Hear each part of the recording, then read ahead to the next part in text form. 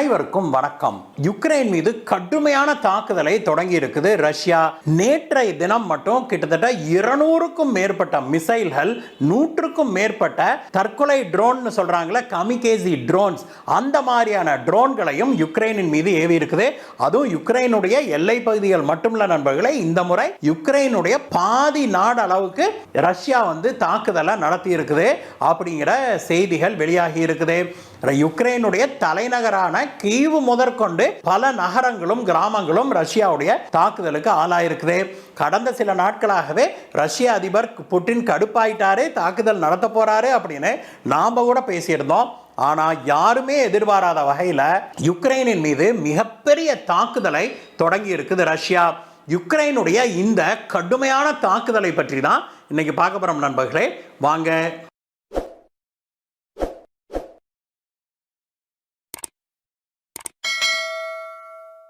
நேற்றைய தினம் ரஷ்யா யுக்ரைனின் மீது மிக கடுமையான தாக்குதலை தொடங்கி இருக்குது நண்பர்களே.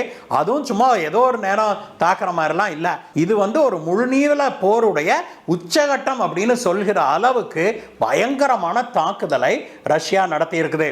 ஒரே சமயத்தில் 200க்கும் மேற்பட்ட பல வகைப்பட்ட ஏவுகணைகளை யுக்ரைனுடைய பல்வேறு நகரங்கள் மற்றும் முக்கியமான இந்த இன்ஸ்டலேஷன்ஸ் இருக்கும் இல்லையா, இப்போ டவுன்களில் தண்ணி தொட்டி இருக்கும், அதே போல எலக்ட்ரிசிட்டி சப்ஸ்டேஷன் இருக்கும், மெயின் ஸ்டேஷன் இருக்கும், அந்த மாதிரி பவர் ப்ராஜெக்ட்ஸ் இருக்கும் இல்லையா, இந்த மாதிரியான டார்கெட்டுகளாக பார்த்து தேர்ந்தெடுத்து அந்த டார்கெட்டுகளை ரஷ்யா தாக்கியதாக சொல்லப்படுது.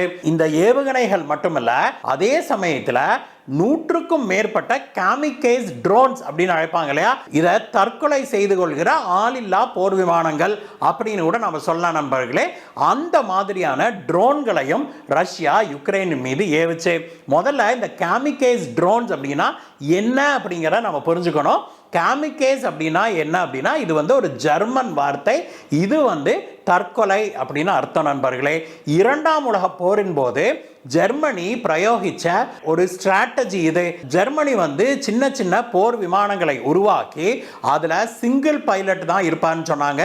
அந்த விமானங்கள்ல குண்டுகளை ஏத்திக்கிட்டு இந்த போர் விமானங்கள் நேராக எதிரி நாட்டின் மீது போய் எதிரி நாட்டுடைய முக்கியமான இடங்களின் மீது நேரா போய் தானே கொண்டுட்டு போய் அந்த விமானத்தை அந்த டார்கெட்டின் மீது மோதி அங்க மிகப்பெரிய குண்டுவெடிப்பை ஏற்படுத்துவாங்க. இந்த விமானங்களுக்கு பேர் தான் காமிகேஸ் விமானங்கள் அப்படின்னு பேரு. அதே ஸ்ட்ராட்டஜியை இப்பொழுது ட்ரோன்களுக்கும் உருவாக்கி இருக்கிறாங்க நண்பர்களே. இந்த ட்ரோன் அப்படிங்கிறது நமக்கு தெரியும், இந்த கல்யாண வீடுகள்லாம் அப்படி சுற்றி வருது இல்லையா, இதே ட்ரோன்கள் போர்களுக்கும் பயன்படுத்தப்படுது அப்படிங்கிறது நம்ம எல்லாத்துக்குமே தெரியும். அந்த மாதிரியான ட்ரோன்கள் பொதுவாக ரிமோட் கண்ட்ரோலில் நாம் அனுப்பிட்டு அது சுற்றிட்டு பாம்பு போடுறதுனா போட்டுட்டு திரும்பி வந்துடும். அதே போல் சர்வேலன்ஸ்னா திரும்பி வந்துடும் இல்லையா. அந்த ட்ரோன்களும் பயங்கர காஸ்ட்லியான ட்ரோன்ஸு. அப்படிப்பட்ட ட்ரோன்களில் சின்ன ட்ரோன்களை இவங்க உருவாக்குறாங்க. அந்த ட்ரோன்களில் குண்டுகளை கட்டி அதை நேராக ஒரு டார்கெட்டை செட் பண்ணி அந்த டார்கெட் மேலே போய் நேராக இந்த ட்ரோனைவே கொண்டுட்டு போய் மோதிடுறது. இந்த ட்ரோன்களுக்கு பேர் தான் காமிகேஸ் ட்ரோன்ஸ். இப்படிப்பட்ட ட்ரோன்களை 100க்கும் மேற்பட்ட ட்ரோன்களை ரஷ்யா யுக்ரைனின் மீது ஏவிச்சு நேத்து. ஒரே சமயத்தில் பல்முனை தாக்குதலை யுக்ரைனின் மீது நடத்தி இருக்குது ரஷ்யா. இதுல யுக்ரைனுக்கு பயங்கரமான பாதிப்பு அப்படின்னு சொல்றாங்க. யுக்ரைனுடைய பல நகரங்கள்ல இருக்கிற பல இன்ஃப்ராஸ்ட்ரக்சர்கள், நான் ஏற்கனவே சொன்னது போல முக்கியமா பவர் ஸ்டேஷனு, டிராம், இந்த மாதிரியான விஷயங்களை எல்லாம் ரஷ்யாவுடைய ஏவுகணைகளும் காமிகேஸ் ட்ரோன்களும் போட்டு தகர்த்து இருக்குது. இதுல 5க்கும் மேற்பட்ட யுக்ரைனை சேர்ந்தவர்கள் உயிரிழந்திருப்பதாக செய்திகள் வெளிவந்திருக்குது. அது மட்டும் இல்ல, யுக்ரைன்ல எல்லை பகுதின்னு இல்லாம கிட்டத்தட்ட யுக்ரைனுடைய பாதிக்கும் மேல இந்த தாக்குதல்கள்ல பாதிக்கப்பட்டிருக்குது அப்படின்னு சொல்றாங்க. இதுல பல ஊர்களில் கல்லூரி கட்டிடங்கள், பள்ளி கட்டிடங்கள் போன்றவை எல்லாமே இதுல தரைமட்டமாக்கப்பட்டிருக்குது அப்படிங்கிற செய்தியும் வெளிவந்திருக்குது. திடீர்னு புட்டின் இப்படி ஒரு கண்மூடித்தனமான தாக்குதல் நடத்துவதற்கான காரணம் என்ன அப்படின்னு பார்த்தோம்னா, கடந்த சில நாட்களுக்கு முன்பு யுக்ரைன் ரஷ்யாக்குள்ள வந்து ஒரு 1150 சதுர கிலோமீட்டர் அளவுக்கு நிலப்பரப்பை பிடிச்சிருச்சுன்னு சொன்னோம் இல்லையா. பிடிச்சதோடு இல்லை நண்பர்களே, அங்கேருந்து மெல்ல மெல்ல அப்படியே முன்னேறவும் தொடங்கி இருக்குது யுக்ரைன் அப்படின்னு சொல்கிறாங்க.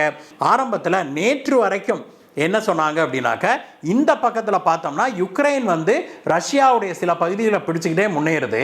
ஆனா இந்த பக்கத்தில் ரஷ்யா வந்து ஏற்கனவே 1,00,000 சதுர கிலோமீட்டருக்கு மேல பிடிச்சிச்சுல, அங்க இருந்து மறுபடியும் உள்ள பூந்துகிட்டே வருது. அதுல மிக முக்கியமாக யுக்ரைனுடைய ஒரு நகரமான பொக்ரோஸ்க் அப்படிங்கிற ஒரு நகரத்தை பிடிப்பதற்காக ரஷ்ய படைகள் ஸ்டெடியாக முன்னேறி போறாங்க அப்படிங்கிற விஷயமும் வெளிவந்தது. இந்த பொக்ரோஸ் நகரம் அப்படிங்கிறது யுக்ரைன்ல மிக முக்கியமான ஒரு ஸ்ட்ராட்டஜிக்கலி முக்கியமான ஒரு நகரம் அப்படின்னு சொல்லப்படுது. இந்த பொக்ரோஸ்க் வந்து ஒரு மிகப்பெரிய லாஜிஸ்டிக் ஹப் அப்படின்னு சொல்லப்படுது நண்பர்களே.